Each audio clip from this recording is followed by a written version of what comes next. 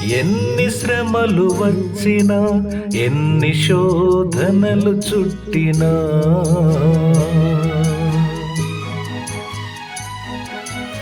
ఎన్ని శ్రమలు వచ్చినా, ఎన్ని శోధనలు చుట్టినా,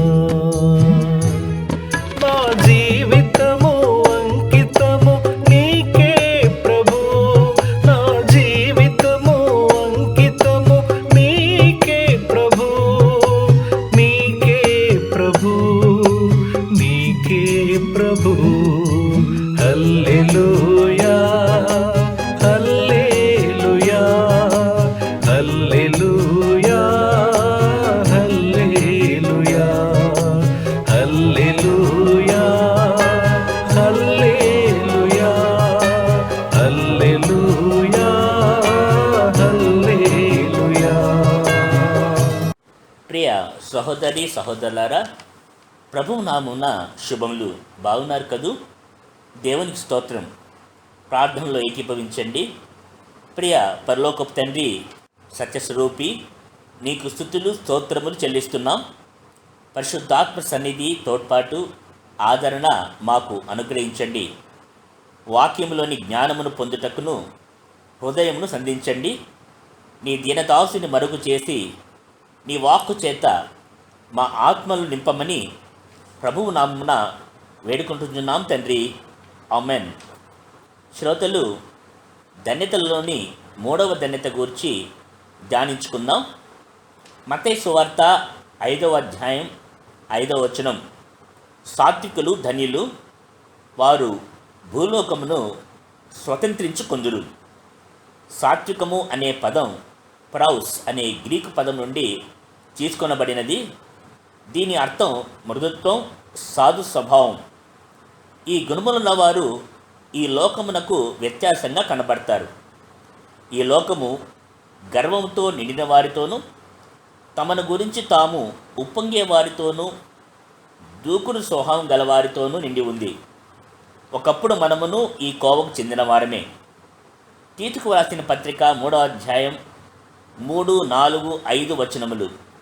ఎందుకనగా మనము కూడా మునుపు అవివేకులుగాను, అవిధేయములను, మోసపోయిన వారమును, నానా విధములైన దురాశకును, భోగములకు దాసులైండి దుష్టత్వమునందును అసూయందును కాలం గడుపుచు అసహ్యులమై ఒకరినొకడు ద్వేషించుచుంటిమి. కానీ మన రక్షకుడైన దేవుని యొక్క దయయు, మానవుడి ఎడల ఆయనకున్న ప్రేమయు ప్రత్యక్షమైనప్పుడు మనము నీతిని అనుసరించి చేసిన క్రియల మూలంగా కాక, తన కనికరము చొప్పుననే పునర్జన్మ సంబంధమైన స్నానము ద్వారాను, పరిశుద్ధాత్మ మనకు నూతన స్వభావం కలగజేయటం ద్వారాను మనలను రక్షించెను. అవును, మనము విర్రవీగు దుష్టత్వము నుండి విడుదల పొందాము. మన ప్రాచీన స్వభావము సిలువవేయబడి పాతిపెట్టబడింది. ఇప్పుడైతే యేసుక్రీస్తులో నూతన సృష్టి, ఆయన స్వభావంలోనికి మార్చబడ్డాము. మరి మన రక్షకుడు ఎలాంటి వాడో చూద్దాం. మత్తయి సువార్త 11వ అధ్యాయం 29వ వచనంలో ప్రభు అంటున్నాడు, నేను సాత్వికుడను, దీన మనసు గలవాడను కనుక మీ మీద నా కాడి ఎత్తుకొని నా యొద్ద నేర్చుకునుడి, అప్పుడు మీ ప్రాణములకు విశ్రాంతి దొరుకును. ప్రియులారా, ప్రభు తన కాడిని ఎత్తుకొని తన యొద్ద నేర్చుకో అంటున్నాడు. అంటే ఆయన కాడి ఎత్తుకోవాలంటే ముందు మనం ఎత్తుకున్న కాడి దించాలి. మన కాడి దేవుని చిత్తమునకు లోబడింది, అంతే. సొంత చిత్తమునకు నెరవేర్చేది అర్థం. ప్రభువు కాడి దేవుని చిత్తమునకు లోబడినది, విధేయత చూపించేది. యోహాను సువార్త 6వ అధ్యాయం 39వ వచనంలో ప్రభు చెప్తున్నాడు, నేను నా ఇష్టం నెరవేర్చుటకు నేను రాలేదు, నన్ను పంపిన వాని చిత్తము నెరవేర్చుటకే పరలోకం నుండి దిగి వచ్చి తిని. ఫిలిప్పీలకు రాసిన పత్రిక 2వ అధ్యాయం 5 నుండి 8వ వచనం వరకు, క్రీస్తు యేసునకు కలిగిన ఈ మనస్సు మీరును కలిగిండుడి. ఆయన దేవుని స్వరూపం కలిగిన వాడై ఉండి దేవునితో సమానముగా ఉండుట విడిచిపెట్టకూడని భాగ్యమని ఎంచుకొనలేదు, కానీ మనుషుని పోలికగా పుట్టి దాసుని స్వరూపమును ధరించుకొని తన్ను తానే రిక్తువునిగా చేసుకున్నాడు. మరియు ఆయన ఆకారమందు మనుషుడిగా కనబడి మరణం పొందినంతగా, అనగా శిలువ మరణం పొందినంతగా విధేయత చూపిన వాడై తన్ను తాను తగ్గించుకొనెను. సహోదరి సహోదరులారా, సాత్వికము అంటే మనల్ని మనము స్వాధీనంలో ఉంచుకోవడం అనే అర్థం కూడా వస్తుంది. యేసుస్వామిని చూడండి. ఆయన దేవుడై ఉండి శక్తివంతుడైనను దేవుని చిత్తమును నెరవేర్చుటకు తనను తాను రిక్తునిగా చేసుకున్నాడు. మనమైతే ఒకప్పుడు మన దుష్టత్వమును బలహీనతలకి కనికరింపబడకపోయాము. కానీ ఇప్పుడు ప్రభువు శిలువలో మన కోసం మన పాపం నిమిత్తము బలయ్యాడని, అందువలన మన పాపం క్షమించబడి దేవునిచే కనికరించబడ్డాము అని తెలుసుకొని ఎల్లప్పుడూ విరిగి నలిగిన హృదయం కలిగి ఉండాలి. సామాన్యంగా చెప్పాలంటే ఒక గుర్రం బలమైనదే కానీ దాని యజమాని స్వాధీనంలోనికి తెచ్చుకొనినప్పుడు అతనికి లోబడి నడుస్తుంది. మనము అంతే. సాత్వికమును దీనత్వమును కలిగి ప్రభువు చిత్తమునకు లోబడాలి. కీర్తన 37:11 దీనులు భూమిని స్వతంత్రించుకొందురు, బహుక్షేమము కలిగి సుఖించెదరు. ప్రియులారా, ఈ ధన్యత భూమి నుండి పరము వైపు వ్యాపించి ఉంది. యేసుస్వామి ఈ భూమిపై అవతరించినప్పుడు ఆయనకు ఆస్తిపాస్తులు ఏవీ లేవు. మత్తయి సువార్త 8:20, లూకా సువార్త 9:58. అందుకు యేసు, నక్కలకు బొరియలను ఆకాశ పక్షులకు నివాసములను కలవు, కానీ మనుష్య కుమారునికి తలవాల్చుకున్నటకైనను స్థలము లేదని అతనితో చెప్పెను. ఆయన తన రక్తము చేత అనేకులను పాపపు చెర నుండి తప్పించుటకు తనను తాను దరిద్రునిగాను దీనుడిగాను చేసుకున్నాడు. ప్రకటన గ్రంథం 1:6 మనలను ప్రేమించుచు తన రక్తం వలన మన పాపము నుండి మనల్ని విడిపించిన వానికి మహిమయు ప్రభావమును యుగయుగములు కలుగును కాక. ఆమేన్.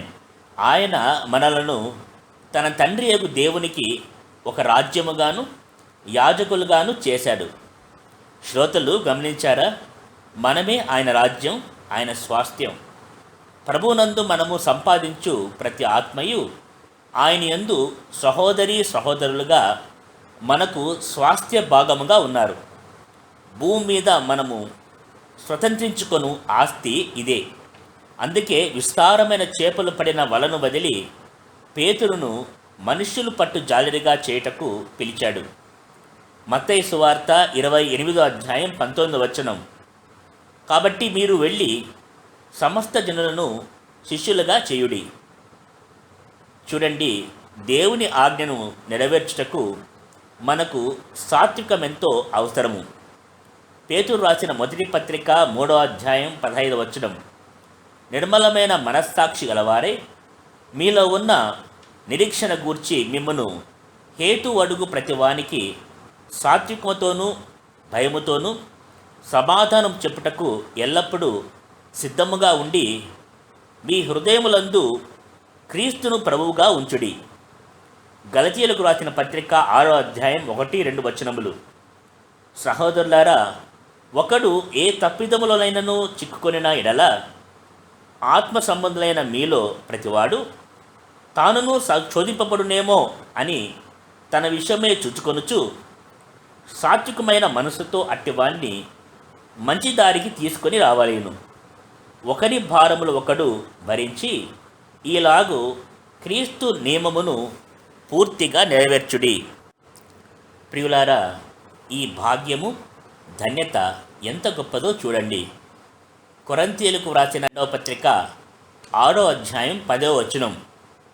దుఃఖపడిన వారమై ఉన్నట్టుండి ఎల్లప్పుడూ సంతోషించువారం, దరిద్రులమై ఉన్నట్టుండి అనేకులకు ఐశ్వర్యము కలిగించువారం, ఏమీ లేని వారమై ఉన్నట్టుండి సమర్థమును కలిగిన వారము, సహోదరి సహోదరులారా, ఈ భూమిలో మనము ప్రభువునందు సంపాదించుకున్న స్వాస్థ్యము ఆత్మ సంబంధమైనది. హెబ్రీయులకు రాసిన పత్రిక 13వ అధ్యాయం 14వ వచనం చెబుతోంది, నిలువరమైన పట్టణము మనకు ఇక్కడ లేదు, కానీ ఉండబోచున్న దానికోసము ఎదురు చూస్తున్నాము. అవును, సాత్వికతతోనూ దీన మనసు గలవారమై క్రీస్తు నిమిత్తము ఈ లోకంలో ఎన్నో శ్రమలు ఎదురు చూస్తుంటాయి. క్రీస్తునందు మనము దేవుని పిల్లలమైతే వారసులము. ప్రభువుతో కూడా మహిమ పొందాలంటే ఆయనతో శ్రమపడాలి. అప్పుడు క్రీస్తుతోడి వారసులము. పేతురు రాసిన 2వ పత్రిక 3వ అధ్యాయం 13వ వచనం, అయినను మనం ఆయన వాగ్దానమును బట్టి క్రొత్త ఆకాశముల కొరకు కొత్త భూమి కొరకును కనిపెట్టుచున్నాము, వాటి యందు నీతి నివసించును. కాబట్టి దేవుని వాక్యం కొరింథీయులకు రాసిన 1వ పత్రిక 3వ అధ్యాయం 21 నుండి 23 వచనములలో తెలియచేస్తున్నది, కాబట్టి ఎవడును మనుషుల యందు అతిశయింపకూడదు. సమస్తమును మీవి, పౌలైనను అపొల్లోయైనను కైఫాయినను లోకమైనను జీవమైనను మనమైనను ప్రస్తుతముందున్నవి అయినను రాబోవునవి అయినను సమస్తము మీవే. మీరు క్రీస్తువారు, క్రీస్తు దేవునివాడు. ప్రియులారా, బలహీనతలను కలిగిన వారుగాను విలువలేని వారుగాను ఉండగా ప్రభువైన యేసుక్రీస్తు మహాకృప వలన రక్షింపబడ్డాము. ఎల్లప్పుడూ ఈ విషయం గుర్తెరిగి ఆయన చిత్తమునకు సంపూర్ణ విధేయత చూపడమే సాత్వికము, దీనత్వము. ఆయన చిత్తము మనలను పరలోక రాజ్యముగా వారసులుగా చేయడమే. సాత్వికులు ధన్యులు, వారు భూమిని స్వతంత్రించుకొందురు. ఆమెన్. కనిపించని నిత్యలోకము,